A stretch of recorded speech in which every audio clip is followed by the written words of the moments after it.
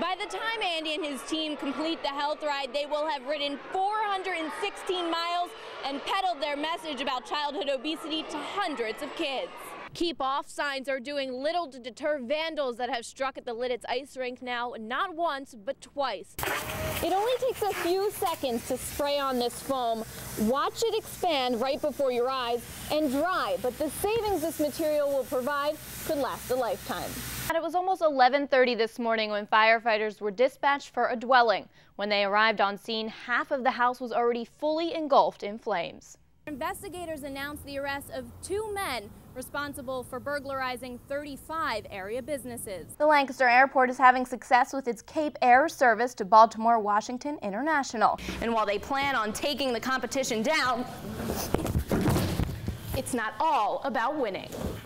It was just before 3 p.m. today. The jury for the Michael Roseborough murder trial announced they had reached a verdict. They found Roseborough guilty of first-degree murder in the beating, strangling, and drowning death of his wife, Jan. Today, a beautiful mother, sister, friend, and my aunt got her justice today in the courtroom. Jan Roseborough's family held back tears as the jury delivered a guilty verdict inside the Lancaster County Courthouse. It only took the jury 4.5 hours to make their decision, and the district attorney says the speedy verdict is due in part to the overwhelming amount of evidence. He had brutally murdered his wife for his own selfish, greedy purposes and out of an obsession, a twisted obsession for a mistress who he wanted to be with. And I think when you looked at the evidence in its totality, that there was no question about what the verdict was going to be here. During deliberations, the jury requested to hear again the 911 call made by Michael Roseborough the night Jan was murdered. He never makes any call for an ambulance. He never makes any request for speed, for urgency whatsoever. In fact, what he starts going to is his alibi. That has nothing to do with saving the life of his wife. He had no interest in saving the life of his wife. He had killed his wife. Along with that call, Stedman felt it was the DNA evidence that was key. In basically the last act of Jan Roseborough's life, she scratched him in the face and she got his DNA under her fingernails. It's obvious the jury made the right conclusion. Roseborough's defense team remains confident in the case they presented and said Michael is coping with this decision. He understands the verdict. We respect the verdict, although obviously we disagree with him. Jan was truly, truly a wonderful mother, sister, aunt, and friend. And she will be honored in heaven for being where she is. We ask your prayers to continue and your thoughts to be with the family. Once a week, 11-year-old Melissa Gaiman abandons her metal walker to mount a 950-pound horse. All right, Melissa. It's an effort to overcome her cerebral palsy with a little help from her hoofed friends. I really enjoy it. It lengthens her hamstrings, it helps with her trunk control, and she can't walk that fast and she can't run, but when she's up on a horse, she can do anything. Melissa is one of many clients at Triangle Therapeutic Riding in Reinholds. Triangle is a nonprofit therapeutic riding program for children and young adults with special needs. But the stalled state budget is forcing the organization to tighten the reins, since 2/3 of their clients are state funded, possibly leaving young riders like Melissa with no place to trot. I just can't imagine the students not having that physical outlet, the emotional outlet, the social outlet. I mean, I just can't imagine. Oh, you're going to get close today, Colin.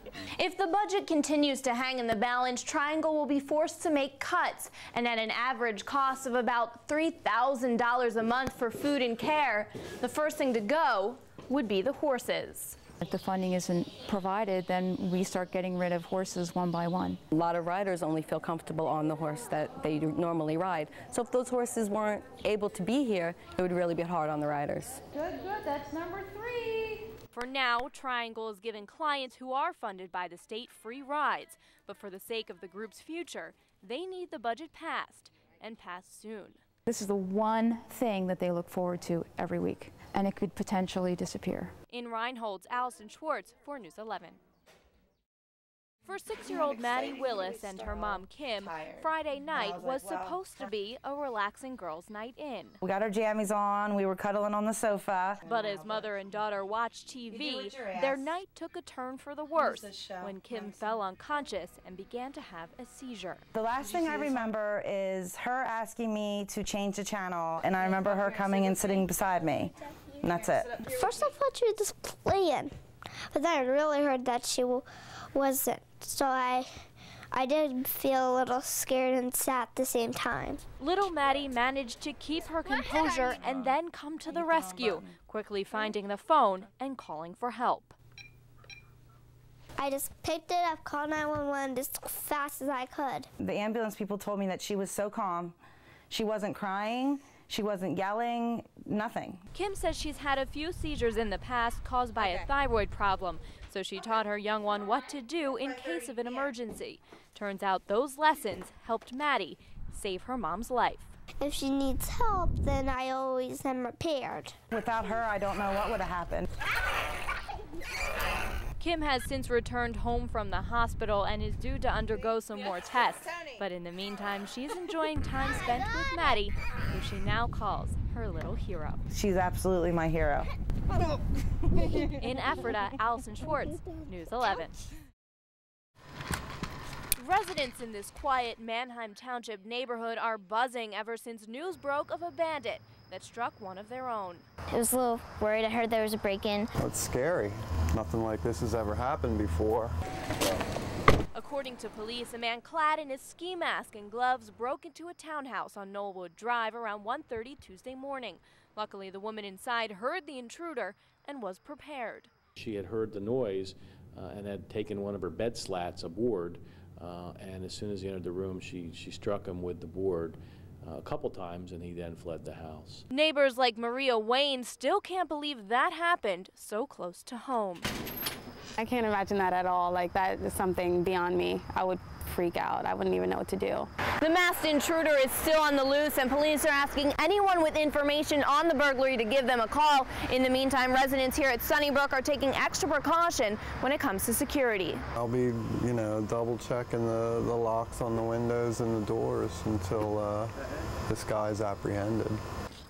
And I'm definitely gonna use a little bit more security, be more aware. Think you'll be double checking your locks? I will be double checking my locks. In Manheim Township, Alison Schwartz for News 11.